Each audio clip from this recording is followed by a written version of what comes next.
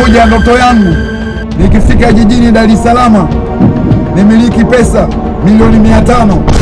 Nashukuru Mwenyezi Mungu, leo naenda kuzimiliki pesa milioni 500. Asante Mwenyezi Mungu.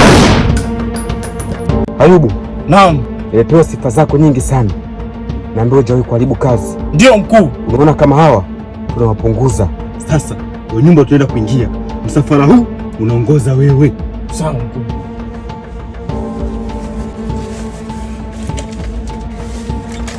Sijui umenielewa? Ndio mkuu.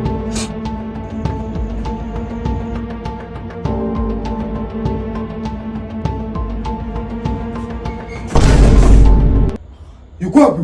Sijui yuko wapi. Ndio unazidi kusonga. Alafu tumemtuma akaangalie njia mpaka sasa hivi. Sasa sikia, ili tukafanya ambush huko ndani.